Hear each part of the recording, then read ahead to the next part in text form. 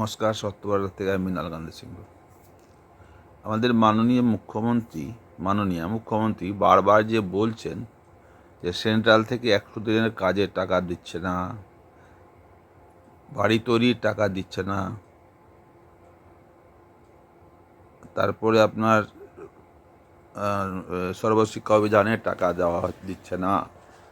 তো নানা রকম সরকার যে বলছে আমাদের পাওনা টাকা দিচ্ছে না সরকার, আর ওই সরকার বলছে হিসাব না দিলে টাকা দেওয়া যাবে না। তো এবার তো নিশ্চিত যে এইরকম যখন মুখ্যমন্ত্রী বলছে, তো এবার তো পাবলিক ভাববে কি কেন্দ্রতে তো আবার ওরাই আছে, সরকারে থাকবে। তাহলে যখন 100 দিনের কাজের টাকা পাচ্ছি না এই সরকারের আমলে, তো আমাদের তো ওই সরকারকেই আনা ভালো।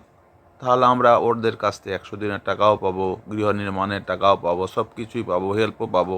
তারা দুই জায়গায় চলে আসবেন। তো আমাদের মুখ্যমন্ত্রী নিজে থেকেই যে কথা বলছেন, এই কথার পাবলিক যদি এইভাবে বিশ্লেষণ করে নেয়, তাহলে কিন্তু মুখ্যমন্ত্রীর উল্টো চাল পড়বে।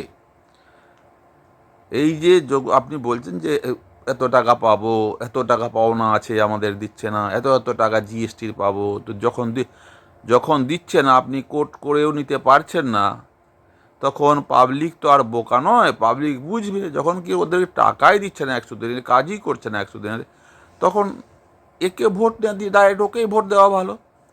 তাহলে আমাদের টাকাটা 100% আমরা পাবো, 100 দিনের পাবো, আবাস যোজনারও টাকা পাবো, সর্বশিক্ষা মিশনে আমাদের সব কিছুই হবে, নানা রকম উন্নয়নের টাকা সব আসবে, পায়খানার টাকা আসবে, সব কিছু আমরা ডাইরেক্ট পাবো তখন।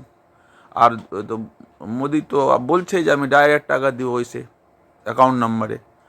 এবার তো মাঝখানে কেউ কাটাকাটি করতে হবে, বিজেপি থাকলে তো কেউ কাটাকাটি করতে পারবে না। তাহলে মুখ্যমন্ত্রী নিজেরই চালে নিজেই জড়িয়ে যাবেন যদি এই রকমভাবে এবার প্রচার বিজেপির নেতারা করে দেন।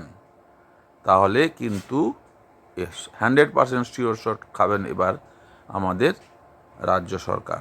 কারণ এই ধরনের আলোচনা করলে, এটাকে উল্টে দিতে পারলেই ব্যাস কাজ হয়ে যাবে। তা আপনারাও বুঝবেন যে আমি যে ডিসকাশনটা করলাম সেটা ঠিক করলাম কিনা। যদি না করি তাহলে আমাকে লিখে জানাবেন, আর যদি ঠিক করি তাহলে আমাকে লাইক, শেয়ার, আমার চ্যানেলটা সাবস্ক্রাইব অবশ্যই করবেন। আপনারা সকলে ভালো থাকবেন। আজকে 2025-এর বিদায়। 12টার পরে নতুন বর্ষের আগমন হবে। New year, happy new year আপনাদের সকলকে।